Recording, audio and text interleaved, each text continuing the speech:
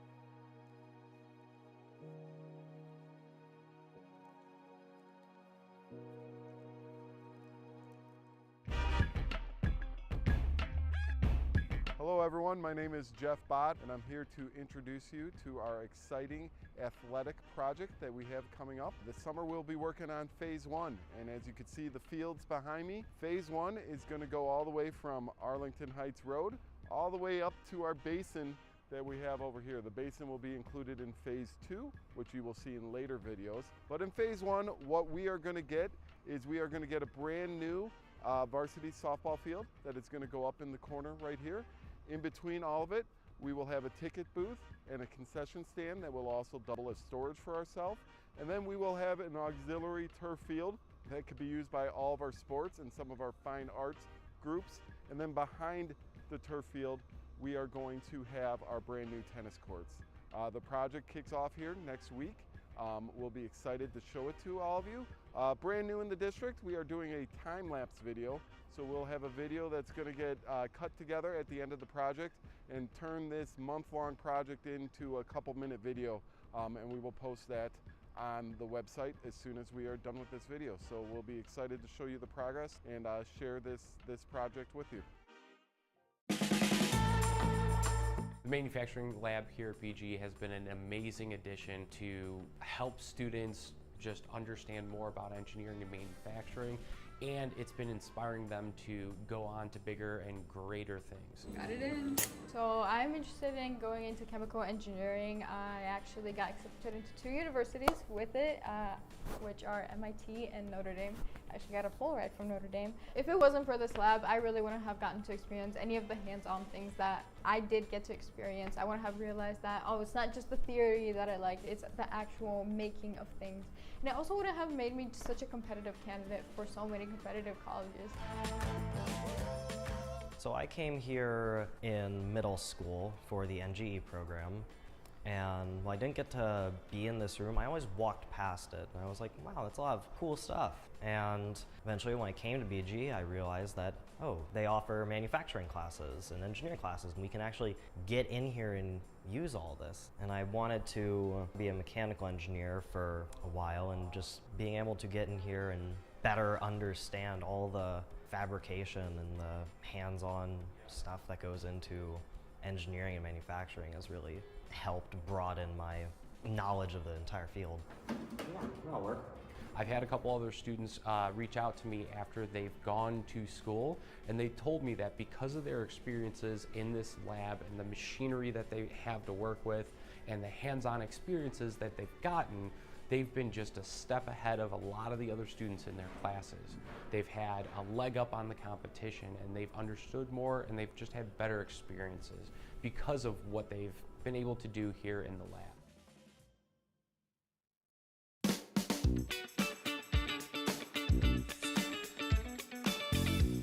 Here we are. We finished the pack house. It's been a long journey, but we finally made it.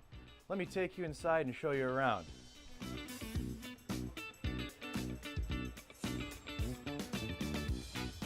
You can see we've opened up the entire floor plan. Where we used to have 2 rooms and a fireplace, we've got 1 big open space. It flows right into a big open kitchen. So we've completely transformed the space. If you remember, there was a gas meter right next to the front door, a lovely addition for any home. The whole space was all chopped up into small rooms. We moved the nasty old bathroom from the center over into this little core area surrounding the stairs.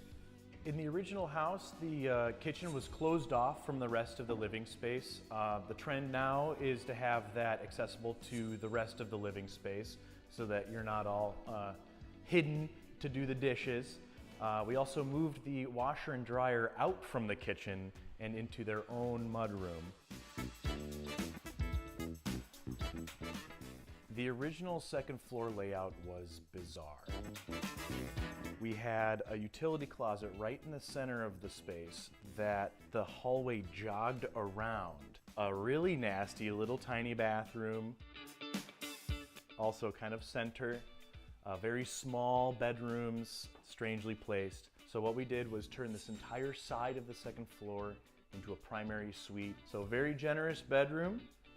We've kind of have a nook which is over the pantry.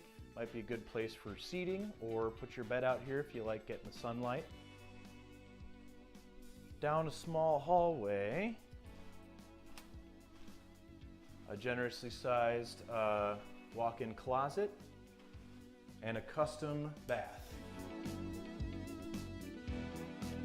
We put in a hall bathroom about the size of a bedroom. And then we have two very generously sized bedrooms off the side of the house with very large closets. Unfortunately, we had to remove the secret room that used to live above the stairs in order to open up that space and get some more light into the second floor. But I think we replaced it with more useful things. The kids did an amazing job with this house. It was amazing to see the transformation from fixer-upper to brand new family home. They did a great job with all the finish work and the remaining exterior work. It has great curb appeal, and they just did a wonderful job. We've got a new house over in Mount Prospect. We're gonna get going on it this June with our summer apprentices, and we're looking forward to starting again. Good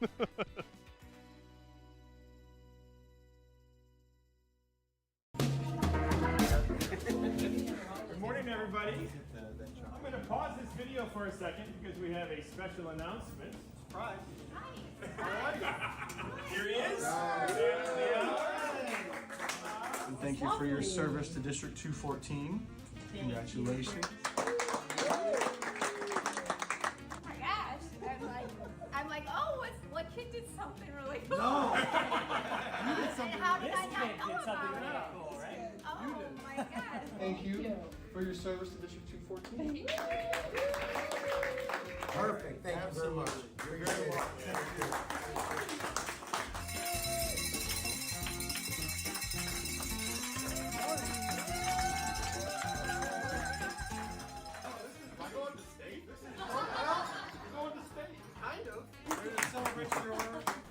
Your retirement and offer a thank you and a gift from us. What's going on? Offer a thank you in your retirement. Thank you for everything you did for Prospect and District 214. Congratulations. Well, this is quite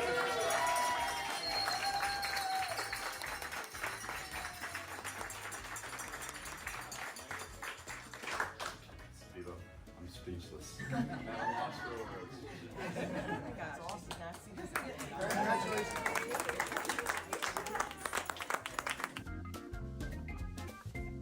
Good morning. We've got a little surprise for you. Maybe you've seen coming, but No. good morning. Oh, good morning. We've got a celebration Oh, okay. parade coming to you to say thank you for everything that you've done for Rolling Meadows and District 214. Hi. Good morning. What's happening right now? Well, we're here to celebrate you and say thank you for everything that you've done for Rolling Meadows and District 214 and congratulate you on your retirement. Good morning. Hi. So welcome to the celebration of you. Thank you. Congratulations Thank on your you so retirement. much. I gotta go. I'm about to be celebrating. I gotta go. Yeah. Well, we've said this a couple times. We want to say thank you again, more formally, and congratulations on your retirement. Joni, congratulations. Thank you. Absolutely. We've got a gift with a lot of wonderful things you're calling me to say bag Thank for you travel, so some much. things to This is fill your time. I hear you're gonna love this, but we wanted to celebrate you, and Mr. Masters retiring. So we wanted to come and show our appreciation for your dedication to Hersey High School and District 214, and just say thank you and wish you well. Thank you.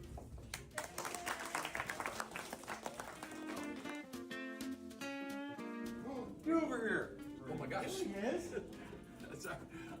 That's for the tree service calling me, sorry. Oh, you're already moving on, huh? Yeah, we're here for you. Oh. To say Oh. congratulations on your retirement. Thank you. I started to watch the video, I didn't finish it. Oh, sorry. Well, that's okay. This isn't in there, but this is more important. Oh. This is us.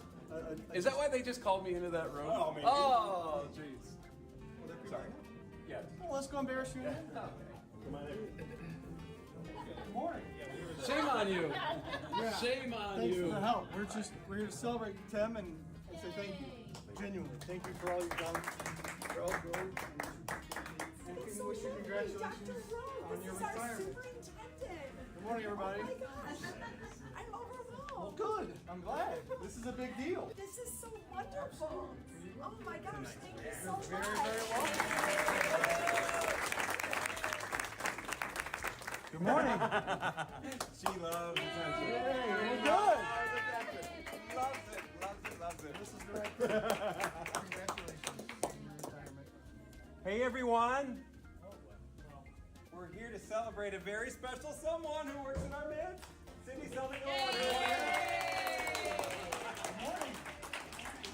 We've got a gift for you and a hearty thank you. Thank you for everything that you've done for Elk Grove and District 214. Come on, you're an Elk Grove grad, and then to spend your career here dedicated to our students, I can't say thank you enough. I haven't said this one in a while, but you know what's not in there is an alarm clock. I don't Which is need the one. best part. I don't want one. That's the best No, part. thank So we you. wish you well and just want to say congratulations. So Thank you so much. Thank you Absolutely. all very much.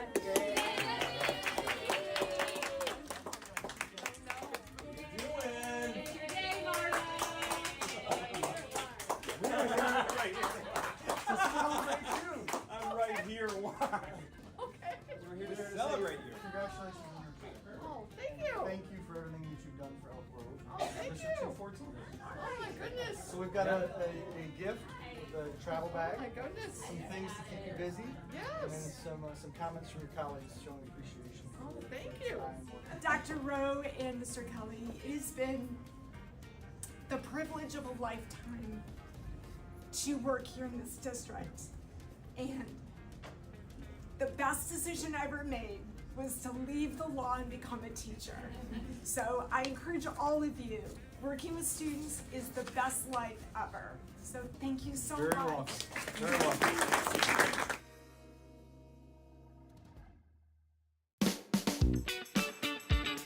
Good morning.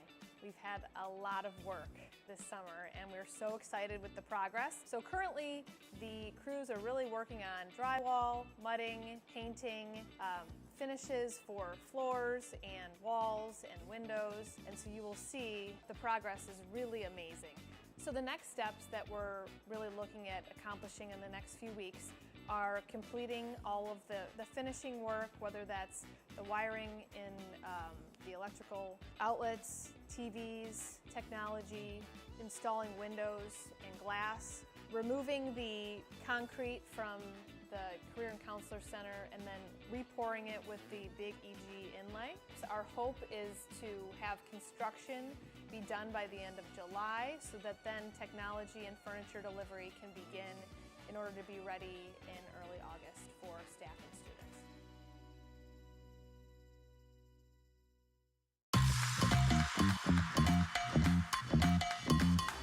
This year is our 35th anniversary of starting our Japanese exchange program. I personally, as a student, went on year 10 as a student of Elk Grove High School, and I liked it enough to come back and run the show. Each year, we usually welcome about 10 students from Japan and 2 chaperones, and in June, I usually take about somewhere between 8 to 12 students to Japan to visit their school after we get out of school. 日本と違う文化を学べてすごい良かったです。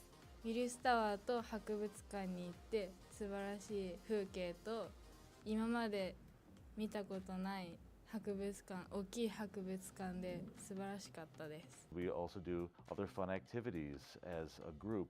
All of us went to main event, the arcade.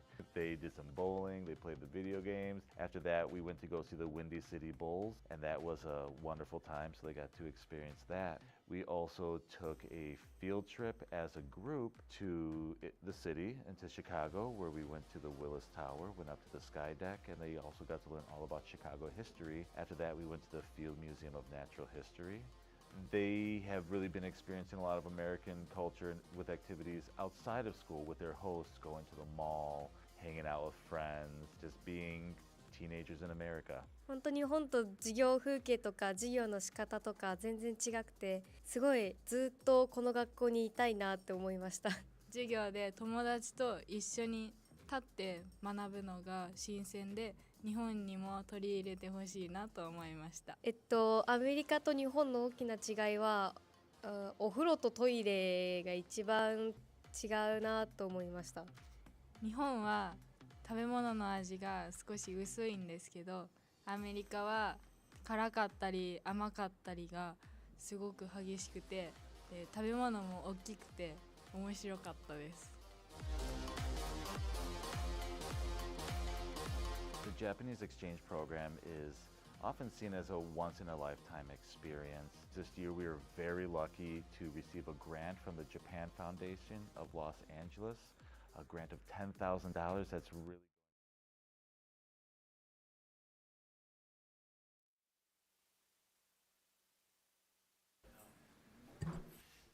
All my green lights on. Yeah. Request. Take a sip, drink, and then tip. So. Is your green light? Green light's on here. Green light's on here. Okay, just waiting. Ready to go? Okay, so I'd like to call the meeting to order for September 12, 2024 for the Board of Education of Township High School District 214. Can you please call the roll? Dustling. Here. Fiorito. Here. Palmer. Here. Rauch. Heineman. Walker. Here. Kreutzer. Present. We are going to go into closed session for the purpose of discussing student discipline and the appointment, employment compensation, discipline, performance, or dismissal of specific employees, specific individuals who serve as independent contractors in an educational setting, or legal counsel for the public body. Can I have a motion and a second, please? So moved. Second. There's been a motion and a second. Please call the roll. Fiorito. Yes. Palmer. Aye. Walker. Yes. Dustling. Yes. Kreutzer. Aye. Thank you. We are now in closed session.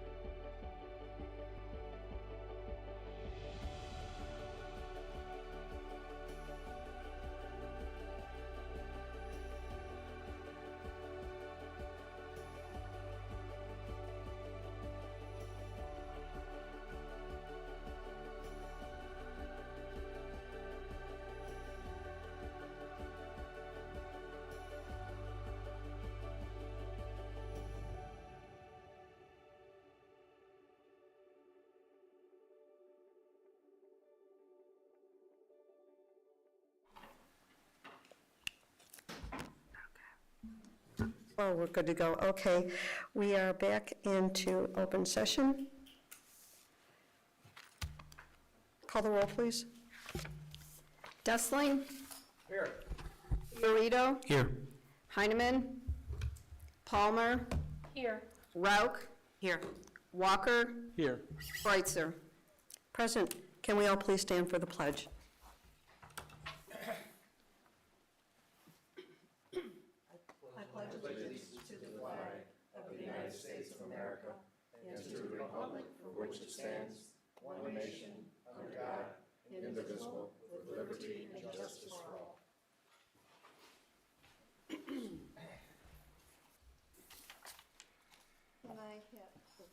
Can I have a motion to approve the agenda?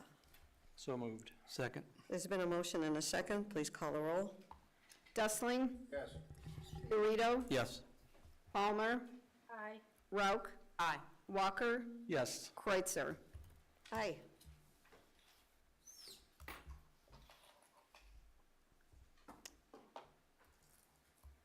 Sorry, my computer's being slow.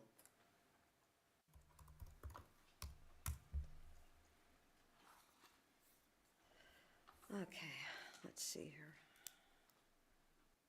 Approval of minutes. Yeah, I want to get the dates, that's what I'm looking for. Can I have approval for the open and closed session board meetings of August 22nd, 2024? So moved. Second. There's been a motion and a second, please call the roll. Fiorito. Yes. Palmer. Aye. Dustling. Abstain. Rauk. Aye. Walker. Yes. Kreitzer. And the vote is? You're going to make me count, aren't you? Motion passes 5-1. Thank you. So just a couple of things before I move on. You can see that Julie is taking Linda's place for this evening, and welcome. I know it's been a while since you've been here, but it's okay. Thank you. And to the public who's been waiting for us, we had a little glitch here where we were late with the open session, so I just apologize that everything's fine, but they had to check out the building. The fire department did, but it was not a fire, it was a switch. So just so you know, everything was fine. So we have public comments. Boy, am I unprepared.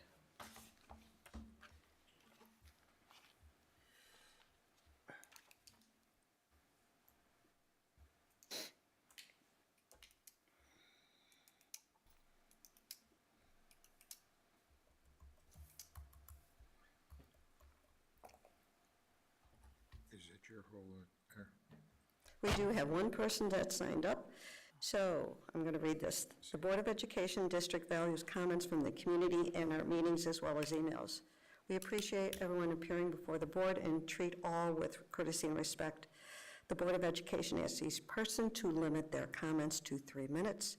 However, several people want to address the board on similar topics. The board president may limit the time to 2 minutes per person. Public comments agenda will be the only time that the Board of Education will hear public comments during the meeting. Although comments may be made on almost any matter related to the operations of schools, comments will not be allowed identifying individual students or staff members. As the Board of Education Committee of the Whole meeting, board practice is not to respond to public questions or comments at this time because it's not an open-ended forum. However, we do listen carefully. If requested, a written response will be provided. Please ensure that Julie Laskowski has your name and address on the sign-up sheet. To be fair and consistent to all addressing the board, same protocols and procedures must be in place for everyone. When you get to the podium, the green light indicates your time has started, the yellow indicates you have 30 seconds, and the red light indicates 3 minutes have expired. So I have Mr. Lee Bennett. You want to come forward, please? Thank you. Welcome. Hello, board. I'm Lee Bennett, an IHSA referee, coming straight from a match, but speaking on my own behalf. Volleyball is the world's most popular sport. Perhaps you think this conclusion is ridiculous. Everyone knows billions watch soccer's World Cup. In our country, many millions watch the Super Bowl each year. How can anyone claim that a mere Olympic sport like volleyball is more popular? We only watch these sports once every 4 years. What if we seek to determine which sport people are playing instead of just watching on TV? While 100 million watch the Super Bowl, only about 100 will play in it. Even fewer players will get into a World Cup match. Well, a 2014 survey of all the sports organizing bodies counted the participants of each sport across the globe. When all the known participants were tallied, volleyball came out on top. What are the goals of our education system in regards to sports? We should be encouraging participation over consumption of sports entertainment. Volleyball may have fewer fans in the stands, but many are actually playing it for a lifetime. So what does this have to do with the district? Public schools promote the myth that volleyball is a sport primarily for girls. The district has offered boys volleyball since the mid-90s, but has not kept pace with the growth of men's volleyball. Boys volleyball was recently added at the Wheeling and Mount Prospect middle schools. With feeder districts now supplying volleyball players, I recommend that 214 open up the pipeline for sophomore boys. The district offers 5 volleyball teams for the girls, but only 3 for the boys. I asked the district, will it add another boys volleyball team like many Chicago and Lake County schools have? If not, why not? My hypothetical debate opponent might use the NFHS data as indication that volleyball is only popular with the girls. It is their most popular team sport. A closer look at the NFHS data indicates that boys volleyball isn't popular with school districts. When schools offer volleyball for boys, their participation is about 90% of the girls. In adulthood, volleyball has more male participants. The time has come for District 214 boys to offer them 80% of the girls' volleyball opportunity instead of just 60. Please add a sophomore boys volleyball team. Thank you very much. Thank you, appreciate it.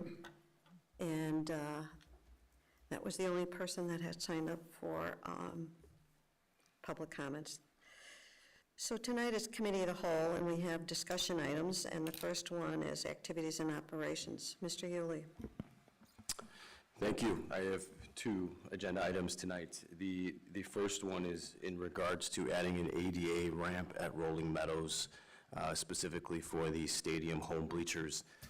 A bit of context here, those bleachers were originally installed in 1971 and received a facelift, transitioning from wood to aluminum seating along with some railings in 1999. So this work would be inclusive of any concrete and foundation work to add an ADA ramp into the home bleachers. It's approximately $285,000, and we would be utilizing a purchasing cooperative, specifically TIPS.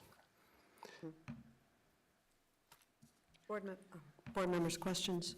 Before questions, I think it's important to note that this is a completion of all of our outdoor stadiums will now be ADA accessible on the home bleachers side, and I think that's just an important component to why this singular project is. We need to close that loop. There are obviously many other projects that are on our radar that we've spoken openly about with you, but this one is a priority because it is the only outdoor bleacher system in the district that is not handicap accessible, and we need to fix that. Okay, thank you. Thank you for that, I got a Dr. Rowe. question. Go ahead, Mr. Fioretto. At the strategic planning meeting, I had a parent ask me about the ADA accessible for the bleachers.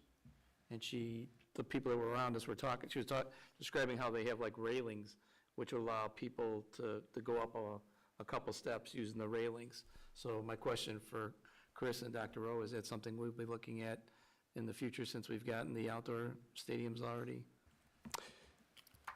I mean, my understanding of the question is it's indoor at in the basketball gymnasiums. Yeah, indoor. And I think, the answer is yes, it's on the radar. Okay. we view this slightly differently and a little bit more urgently, not because that's not important, but because it closes the loop in the finality. Some of those will be addressed in our 10-year master facilities plan. Unless there's something else, but the 10-year master facilities plan is where we address that on a wider scale across the district. Yeah, specifically, we only have 5 sets of bleachers that were installed post-2000. 3 of those, so when I say bleachers, I'm specifically talking about main gyms and stadiums. Prospect has a new field house set as of 2009, and then the stadium bleachers are 2007.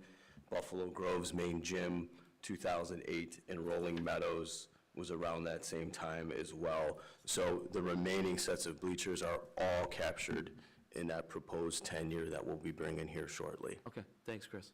Thanks, Dr. O. Anyone else? Is that Mr. Jostling? Go ahead. No, I'll hold off till a little later. Okay, great. And international trips?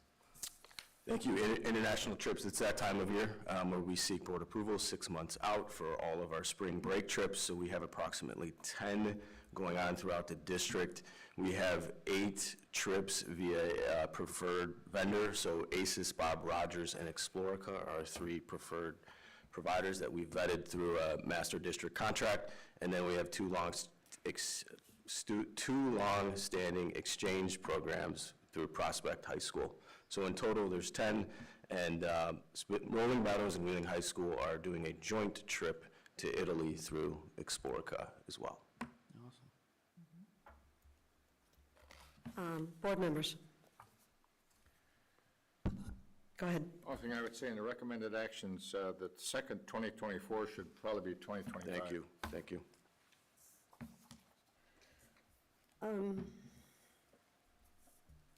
Chris, I remember a short time ago that a community member asked why they had to combine with another school. They were both going to, well, I'll just say Italy. And the reason we gave is there weren't enough students, and you had to hit that number. So when do you hit that number? If 2 schools are going to Italy, are they going at the same time? Yep. Yeah, so when do you hit that when, okay, well, now we have to combine this? Or go ahead. Yeah, there are a lot of factors. I think the minimum number often fluctuates depending on the destination.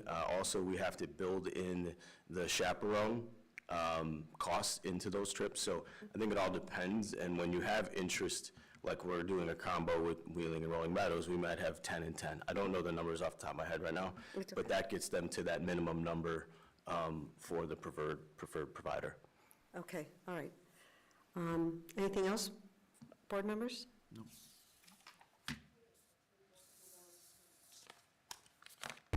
Okay, let's move on to financial statements. Mr. Keelan. What? You're such a... Testing. This evening we have the July 2024 and the June 2024 financial statements for your review. We'll be bringing them back to the board next week at the meeting for approval. I'd be happy to answer any questions. Anyone? Okay, great. And the next one is potential sale of 2023 property.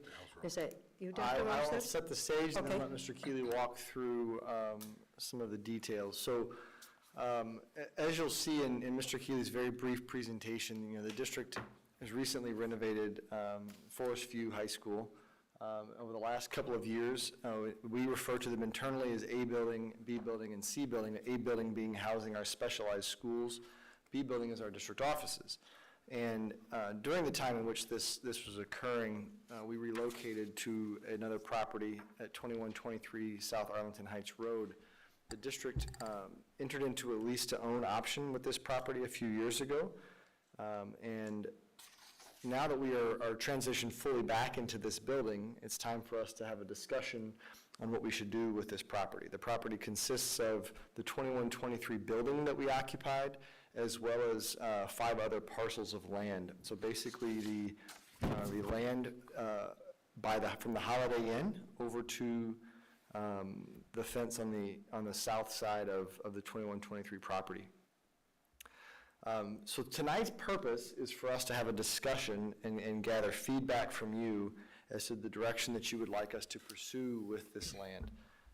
And basically the decision comes down to, should we pursue selling the land? Should we keep the land and sit on it? So we have some of our views that will obviously come out in the conversation, but what Mr. Keeley is going to walk through the history and what the legal processes are for selling a piece of property for the school, so you have that information prior to us entering the discussion. Mr. Keeley. Thank you, Dr. Rose. So again, it will be very brief. As Dr. Rose said, there's our timeline there that November 21, the district leased the property in question, and then a year later exercised the purchase option of that lease contract. And then most recently in May, we moved back into our offices here, and the building is currently vacant. So the future of the property, there really are two roads here. One is to keep the property, and there are a myriad of things the district can potentially do with that property depending on our needs, or the property can be sold. As everyone, I believe, is aware, it is within a current TIF, the South Arlington Heights TIF. They're looking at doing the South Arlington Gateway. They're redeveloping the whole space.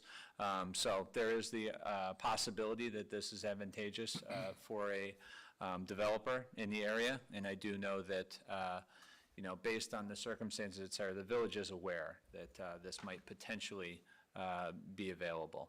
So I did want to quickly just go through, what does the property sale process look like? What are the options for the board?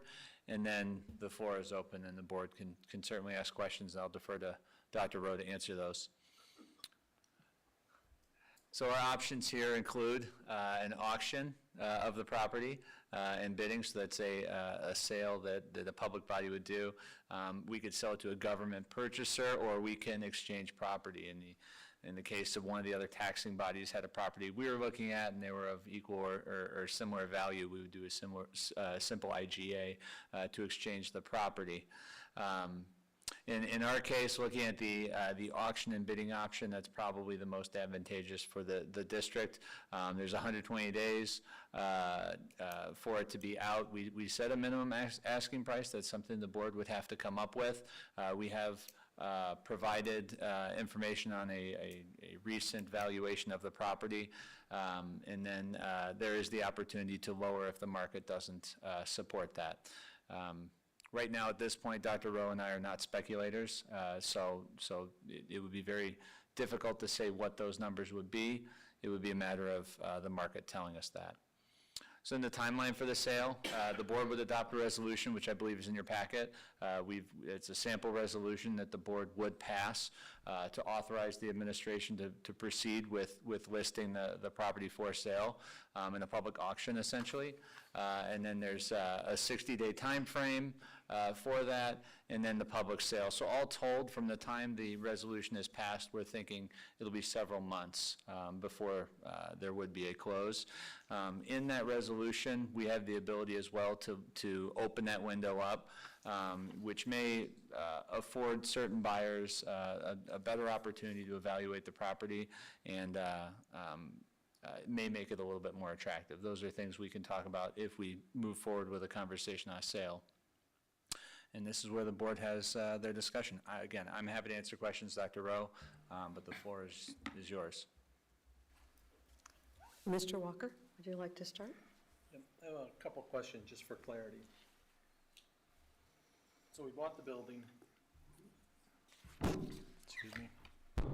It's working. Oh, darn. So we bought the property in need as we were redoing all the building here and making it better for the students and better for the staff. And Ms. Norris lost about 20,000 steps a day after we did this easily, so that all made sense. I guess what I really want to draw everybody's attention to is having the building is costing us a lot of money because of insurance and other costs, right? It's just not sitting there appreciating, it's actually pulling money away from us. Correct. So The can we talk district's about- responsible with 6 parcels, so on the property, obviously, there's a small portion of it that's grass that we have to obviously mow and maintain. The building itself, I believe Mr. Yulee ran the numbers, and it's just south of $90,000 a year for water and utilities if it's unoccupied. Well, for standard operation, the last couple of years, it's been just about $90,000 annually for water and utilities. That's mothballing it, right? Sorry? That's what we spent when we lived there the last couple of years. Okay. But at the same time, so about $90,000 annually. Okay. And there's a risk, there's got to be an insurance risk with all that property, and there's liability risk. Sure, there. the liability exists. I did speak with the village if it were to sit vacant. They've been great partners with us and worked with us about what had to be plowed. We have to obviously plow around the building for police and fire to have access. But the vacant lots, they were comfortable leaving that unkept. Yet, we are liable for the property. We own it. If something were to happen on the property, it's our responsibility. Okay. Our current biggest struggle there are trucks parking overnight and some of the residents around becoming frustrated by that. Of course, they've been great partners and we've worked with them, but it's hard to stay on top of overnight parkers in an area that's clearly marked as a tow zone. So there's some work that has to be done. It's minimal, but there is. Thank you. That's all I have for right now. Okay. Ms. Rao, do you have any questions? As far as keeping the property, have we considered what we would use it for? Are there Well, my understanding, I did a little homework when this, as we were beginning to transition back. And I did connect with Dr. Schuler to understand the vision for the original purchase of the property. I did connect with Mr. Papa Nicholas, and then a subsidiary of Nicholas and Associates owned the property when they purchased it from District 59. I wanted to understand the why behind the transaction. And at the time of the purchase, Dr. Schuler shared that obviously we needed the building for the period in the meantime while this was being redone. There was a grand vision that property would be built upon either, and I believe at the time there was a discussion of should we have built a new district office, but the idea was a fine arts center, a community fine arts center for all the schools to use as kind of a grand auditorium. So that would be wonderful. Sure. I would add to that, our reason for bringing it here and not coming with a recommendation of let's keep the property is, as Mr. Fiorito mentioned earlier, 875 million of needs in our capital improvement needs.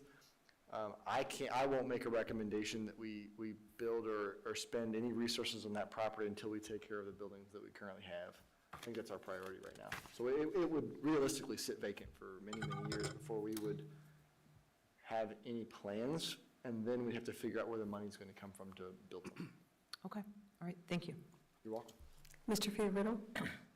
I don't have any questions. I do, as long as we're having the discussion, I am of the opinion that we should sell the property.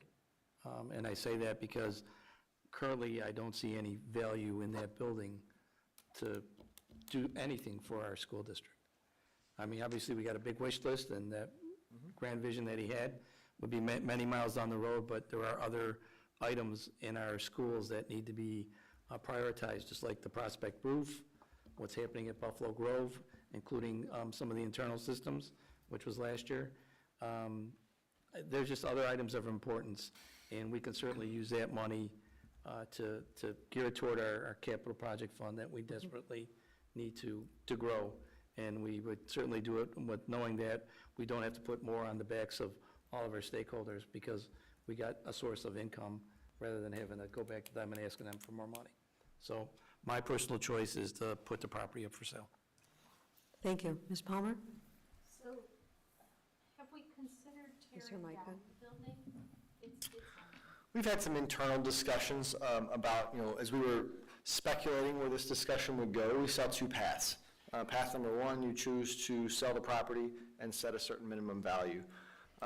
If you chose not to sell the property, or if you left the caveat, let's sell the property, but if we don't reach a minimum, we're not willing to sell, and then we're left with the property, we would investigate the demolition of the property and come to you with what that cost may be. Through some rough estimates, we're guesstimating between $250,000 and $300,000. So essentially 3 years of operating costs for us to sit on the property and let it be, just to be vacant. Have we considered leasing the building? We have not, loose conversation, but we have not investigated that in great detail. So I Because we need to have this conversation, what would you like to do with it before we can see if there's interest? Well, I realize we're in the business of educating students. Oh, there it is. It was off. We're in the business of educating students, not in the landlord business. So I do realize that. There's no more land being made, and Arlington Heights and the surrounding communities are getting tighter all the time. So, I think maybe one of our paths would be, if we decide to put it up in the market and have that reserve, to also be looking at how much would it get a bid on what it would cost to take it down, and then consider lease options to make it at least cost neutral. If we're stuck with the building, if we decide to sell, but we don't sell, therefore we have it, I'd like to see us find ways to keep it as cost neutral as possible. So instead of considering a demolition, seek to find a leaser instead. Maybe just looking out there and seeing what's available in both avenues. And, the Fine Arts Center, for those of you guys who know me, I love the fine and performing arts. That's always been a dream in district, and we've managed to find lots of money to build lots of beautiful pools, which I don't regret. But I wonder if there's a co-op or of other, we're not the only district that has problems with where to house fine and performing arts. So I wonder if there's an option of coming together in some sort of cooperative fashion with other districts or things out there that might want to do some other use for the building. I'm not opposed to trying the market to see what that's at. Okay. But I would like to know the details of what our reserve price looks like. What does that mean when we say we're going to try the market, right? What are our requirements? Well, I think what that means is we would you would set a minimum price of what you would be willing to accept if, at next week's meeting where we pass a resolution, if this is the route we go. And then that would give us the charge to pursue the sale, knowing what the minimum sale price would have to be. If we do not hit that, we come back to you for next steps. So should our board discussion tonight then be coming up with that minimum price? Certainly could. We could certainly broach that topic. I mean, the minimum price the board paid, which you paid for the property in 2021 was $5.3 million? 5.245. $5.245 million. And so then we got use out of the building. There, we didn't have to house employees or services someplace else, right? We would have spent some of that on rental had we not had the building to go to during the construction phase over here. We would have had to figure out something, be those trailer units or whatever they were. So somewhere, some of that is partially a sunk cost, right? There would have been a cost we would have incurred anyhow. I see where you're going. I don't disagree with you, but I'm going to challenge you on this, because we could have done this building in chunks, and we would not have had to, like if we had to relocate the operations department for a period of time while they redid their office, it may not have had to move away for an entire 2 years. And maybe I'm wrong, maybe we would have, but I guess the asbestos abatement itself probably would have kicked us out for a period of time. But I see your point, that we took some value out of the building by living there. Right, That we so didn't have to maybe that spend. number is less than our purchase price, although you know, you guys know me, I always want to find a profit for the district, right? So, you know, a way to have more money for our students. Okay. All right, thank you. Thank you. Mr. Dusling? I'm not in favor of selling the property at this time. I'd like to retain it, and there's some reasons.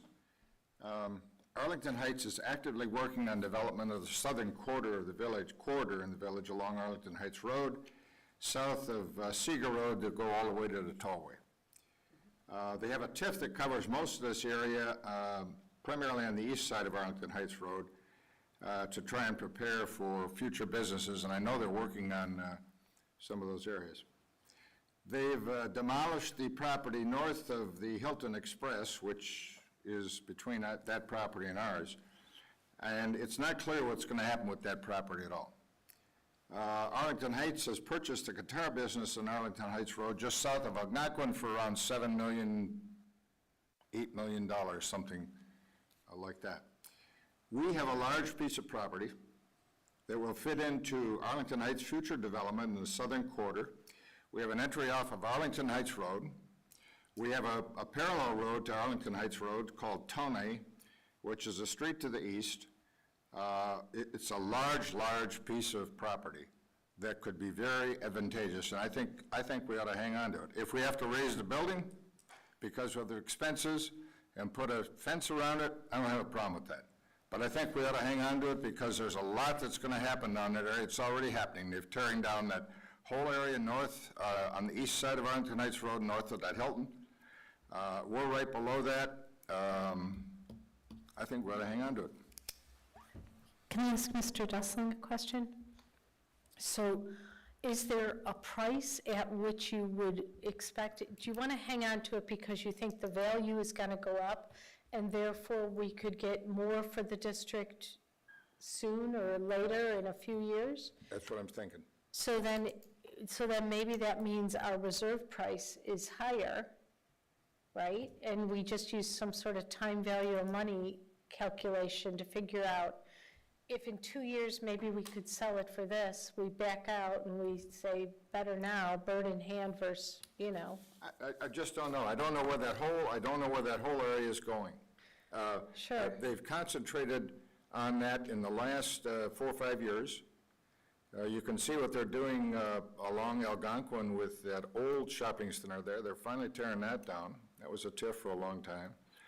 Now they're moving up Arlington Heights Road and tearing those down. I just don't know exactly where it's going to, Millie, and I can't say, let's do a timeshare thing, let's go out 3 years and do some gold bricking and figure out what it is. I don't know that, but I'm not for selling it now. Have we received any advice from realtors on what it might be worth? We did not from realtors, no, but as a part of the process, just in preparation, we did have a property assessment, a cost assessment conducted by Maroos and Company, and it assessed for a value of $3.6 million.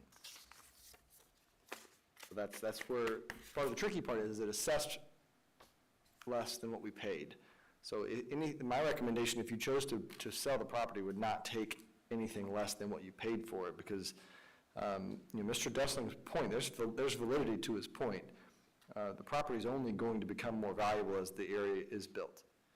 The challenge that we face is our priority to sit on the property because of maybe someday, or we're not going to build on it in a decade. So we either wait for the property value to go up, or we wait for someday where maybe we will, or we sell it now for the minimum of what we paid and walk away from the property. I don't know that there's a wrong path here. In my opinion, I wouldn't be able to recommend that you take less than what you paid for it. I don't think that's a good move. Okay, thank you. Question. Go ahead, Mr. Dusling. This is for Mr. Keelig. Is there any rule about how long we can hang on to it? No. Okay, thank you. Well, there's a couple comments I'd like to make. And Ms.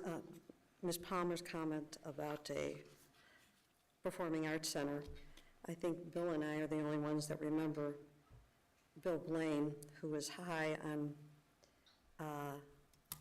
building a performing arts center. I remember him and the other board member, Lamar Braga, went over to the Bosch building right now, what is that, Central Road, to tour before it was Bosch, because he wanted us to consider moving in there for a performing arts building. So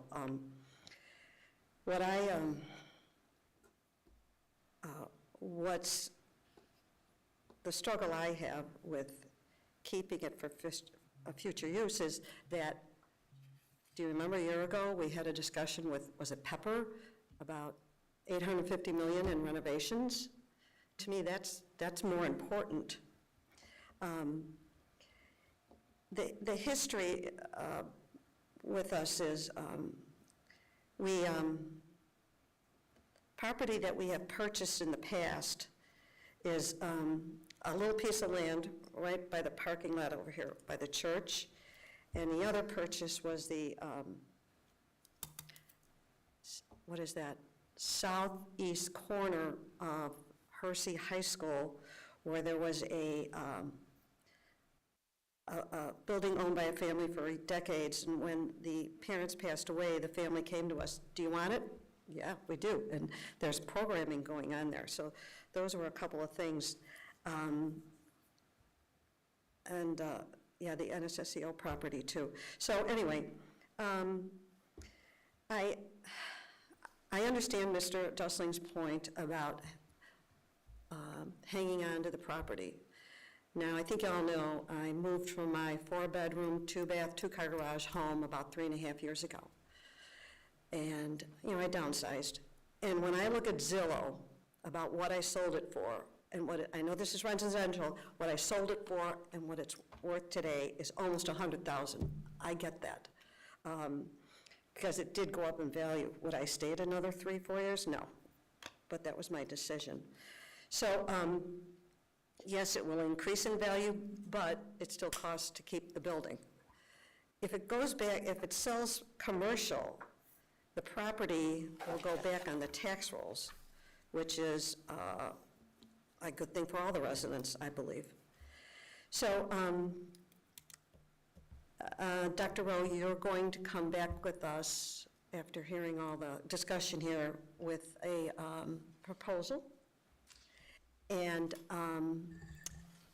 if we accept your proposal, we put it out there, how many days do we have? I believe it was 60 days for someone to engage with us, and then there's a period of time, correct, Mr. Keeley? Yeah, according to what our attorney provided us, the sale must take place within 60 days after adoption of the resolution. After that point, the district must publish 3 consecutive weeks prior to the date of public auction of the date of sealed bids. So, 60 days. So November 12th, okay. Can I ask a question here? Oh, I'm sorry, yes. So I just want to understand, we would list the property for sale at a price with a reserve, and if it doesn't sell within 60 days, then we'd go out for public auction? Is that what we're saying? The sale is an auction, it's a public sale. So Okay. that is what we're doing, and the board would set in the resolution a minimum price for that. So if it didn't reach that minimum price, it would, the board could either choose to lower it or essentially take it off the market. I have a couple, all this discussion has made me think of a few more questions. Please. So the first is, when I think about that property, and I think, well, we're not in the landlord business or the property business, I think, well, we're in the education business, what would be best for our students? What type of buyer would we like the best to have come in there for the benefit of our students? When you think about down in Elk Grove, there have been some businesses down there that have offered tremendous opportunities to the students at Elk Grove High School, right? And quick shout out to them today, because they've done a terrific job and have really helped that school and that high school. Wouldn't it be terrific if our buyer not only paid well for the property so that we had money, we recouped money out of this, but that it was the type of buyer that we really wanted? And so I guess my question is this: can we put parameters on what type of buyer we're looking for, or ask the buyers to give us information about their intended use and how that intended use would potentially benefit the students of D214, and take that into part of our consideration? So it's not that consideration of who to sell to is not just a flat dollar consideration, but we're not just optimizing dollars for students, we're optimizing opportunities. You know, we broached this subject with Mr. Delianis when we were discussing the sale of the property. Mr. Keeley, do you recall? Yeah, we had that discussion because in our mind, we wanted to make sure that, that we weren't selling to someone that would open a business that was contrary to the beliefs of the school district, or, family values, et cetera, something that would be disruptive to the community. And when we had that discussion, he indicated, that in many cases that the risk is not there for that, and we do have right of first refusal through the contract period, through the bidding process. So we'll know that. We'll have a lot of information.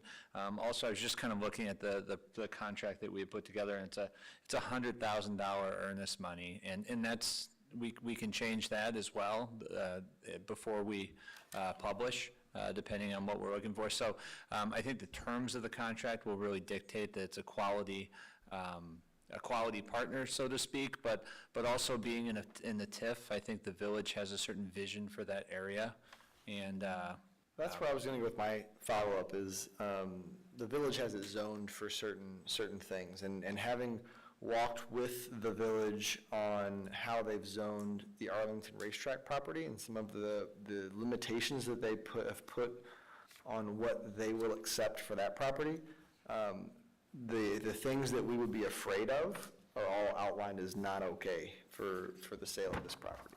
So I believe the village has it zoned for productive businesses that align with the values of our community. Well, and I appreciate that, but I'm looking not at exclusionary rules to exclude certain buyers that maybe would be detrimental to the kids or community. I'm thinking the opposite, partners, right, that would offer something to the kids or the students or the school system itself. And I really don't know how you would go about doing that. I'm not in the business of real estate either. And to be totally honest with you, I don't know, right, I'm happy to look into it, but I don't know how we would either. I think it would be a transaction where we would get rid of the property and take the money and put it into our capital improvement plan. So I would urge us to consider meeting with commercial experts in commercial real estate, not just from the appraisal side, but from the sales side, and see what creative thoughts they have on that. So we did have that discussion with the attorney, with Mr. Dalianis, and so part of this, that was my first question. I think someone said earlier, we're in the business of teaching kids. I'm not a real estate agent. Why aren't we having experts involved? It is a public sale. It's a piece of public property, so there's a very specific process to go through. But in the event that the board authorizes the resolution at a future board meeting, then your administration has the ability to reach out to those folks. We wouldn't be able to list with a real estate agent per se, but certainly the conversations that Dr. Rowe is able to have with the village and with developers suddenly becomes a little bit easier to have.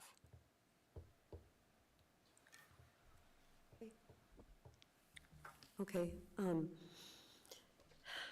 So you said 6 properties on that? Parcels. 6 parcels. So we would be listing is at whole 1? Correct. Okay. That's how it was appraised. Okay, so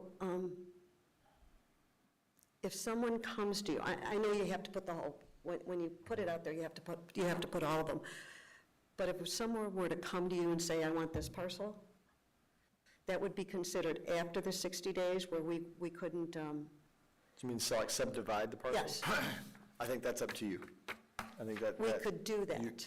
I don't know what the process is for subdividing it. We've only investigated selling it in totality, but. Understood. I believe that's your prerogative. Right. They're 6 separate pieces of property. Okay. Yeah, the draft resolution listed as 6.48 acres, one parcel. So it's multiple pins, but the plan would be to do it as one parcel unless we're given other direction. So if it doesn't sell, the 60 days is over, would we have the option of considering selling Whatever you parcels? want to do. Okay. But we're allowed to do that? I'm just throwing out the option. Yeah, so I think, say Ms. Palmer's scenario works out. The property, you don't get the number that you are asking for or wanting, and we investigate potential lessors. And someone wants to lease the property and use the building. Well, they can use the building, and we can sell the other vacant land already and go back out. You could do a number of different things. We just haven't investigated breaking it up into chunks. I understand. Okay, anybody else? Appreciate the conversation. I believe I have gathered an understanding of the path. I'll come forward with a recommendation based on the conversation tonight. If you have questions in the meantime, between now and next Thursday, I encourage you to contact me for the discussion, but we'll seek to close this loop next Thursday night. Appreciate it. Thank you, board members. Good conversation. So we're on to student services. Dr. Lopez.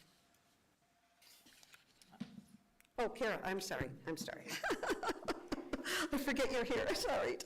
Never. Thank you for having me. LearnWell has been contracted by many Illinois hospitals in the past year to provide academic support to students. This includes Alexian Brothers, which serves the majority of our students. In the past, we have paid approximately $35 per hour for the hour of tutoring that takes place in the hospital setting. Last year, LearnWell charged $85 an hour and not only tutors, but communicates consistently with the student services teams on behalf of each student. The teachers are special education certified. They provide 2 hours per student per day. They are thorough in their efforts to keep students caught up with their work. We have heard from parents and student services teams that they have been highly communicative and supportive. However, with 300 to 350 students hospitalized each of the last 3 years, their cost is not sustainable. With this, we have negotiated a fixed fee proposal to pay a flat rate for their services, which is 20%, a 20% cost reduction from what we paid last year. Board members.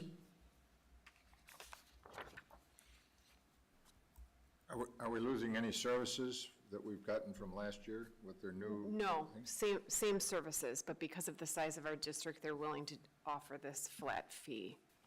Thank you. Okay, go ahead, Mr. Fiorito. Yeah, I think it's a great deal for us. Sounds like it's a Thanks. very valued service. If we can get them at a lower cost, it certainly brings more money into the reserves. So I applaud you for the efforts. Thanks. Okay, great, appreciate that. Now, Dr. Lopez. Thank you so much. So we have before you the Academic Programs and Pathways Guidebook revisions and curriculum changes for 2025-26. So high school District 214 has spent probably the last decade expanding elective course offerings as we've grown our pathways. So we now have a broad spectrum of opportunities, electives, and dual credit courses across all our schools, really that support the students' journeys to discover their future. So this newest handbook, the 25-2016 Programs and Pathways Guidebook, really reflects fairly minimal changes. We've updated the academic policy and procedures section to include a reference to earned honors, and we do have one new timely elective offering being proposed by Buffalo Grove High School, Introduction to Artificial Intelligence.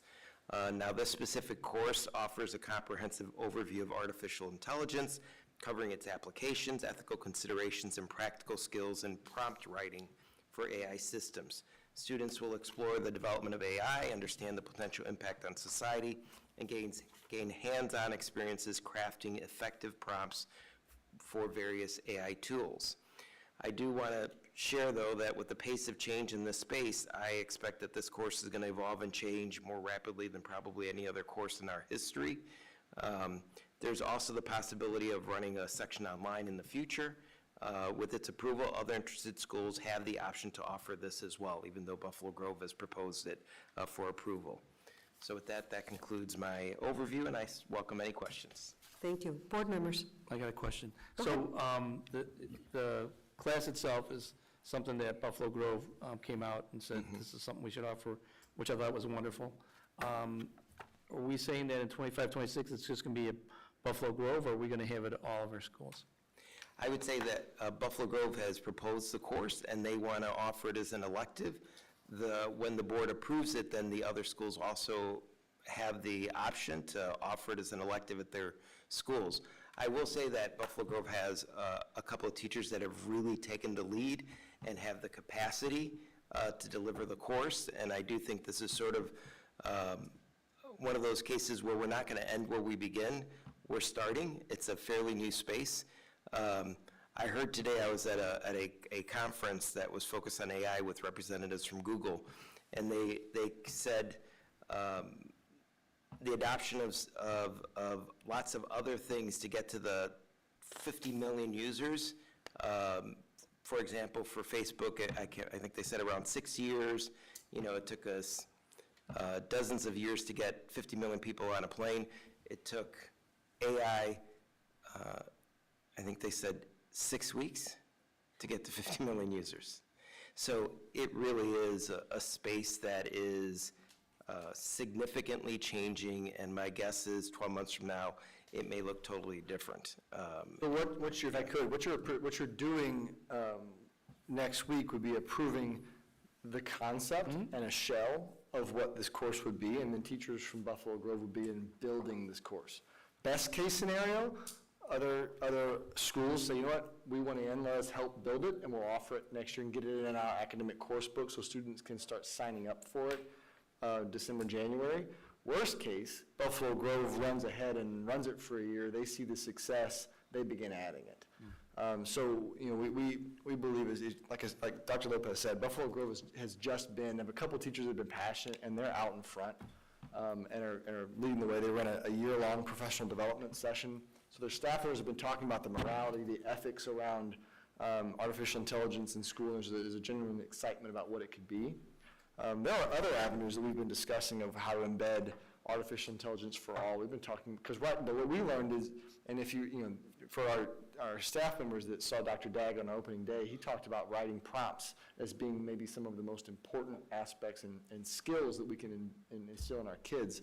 And we've had conversations of whether that should be a unit in each of our English courses to really embed that. We've had conversations about whether consumer education is the right avenue, that as a graduation requirement. All those things remain on the table, and we're discussing them. We just want to support Buffalo Grove in the process of getting out and letting kids that are ready to dive into those ethical discussions and how can we use them to our benefit, and what the challenges that they may be. We wrangle with them as learners to get out ahead and start building that and leading the way for us. Yeah, because my follow-up question was, I know we're talking about it being an elective, but I see it's being something bigger than that. You know, especially when we talk about pathways, it can impact so many different pathways. So that was my next question. Well, that's Dr. Lopez and I were discussing this today, he brought up, because actually it fits in every single, the elective fits in every one of our pathways. Yep. So not only would it be, potentially a great elective to get going, but it could really explode in terms of student signups, because there's a connection to a lot of our pathways as to how it could benefit the learning progression. Okay, good point. You have anything, Andrew? Sure. I'm very proud of Buffalo Grove and the teachers there and staff that they are looking ahead of the curve here. I know all of our schools do it in different areas, and this just happens to be the topic that we're discussing right now. But, you know, in our mission and vision of this district is to prepare our students so that when they leave our doors, they are prepared to address and handle everything that the world is going to throw at them. And this is a direction that the world is taking, and I don't see it going backwards. So I think it's really important that we do participate in this, that we get some development. The only thing that I would ask is that, and the ethics will be discussed, it sounds like, and the history of AI, but also the security aspects and the safety of our students, to keep that in mind as well, and whether that's a separate chapter per se, or just, for precautionary reasons, that these are our students, and for the safety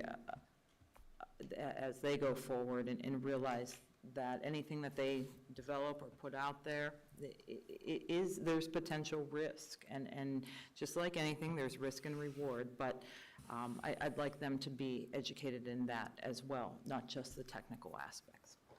Thank you. Thank you. Anyone else? Okay, thank you. Thank you. Great conversation, appreciate it. So we suspended closed session. Oh, go ahead. Oh, okay, oh, you want me to do that one? Okay. So we need to have an action item. So we need a first, I move for the approval of accounts payable as action item 9.1. thank you. Second. There's been a motion and a second, please call the roll. Palmer, Aye. Lauk, Aye. Walker, Yes. Kreitzer, Aye. Dustling, Yes. Fiorito. Yes. Okay, so we were in closed session first, and we suspended closed session, but we need to go back. Do we need a motion again? Yes. Okay. Can I have a motion to go into closed session for student discipline and the employment, compensation, discipline, performance, or dismissal of specific employees, specific individuals who serve as independent contractors in an educational setting, or legal counsel for the public body? Motion and a second, please. I move that we resume our closed session. Second. Call the roll. Palmer, Aye. Dustling, Yes. Fiorito. Yes. Rauk, Aye. Walker, Yes. Kreitzer. Aye. Thank you. We'll be back, and we will have action after closed session.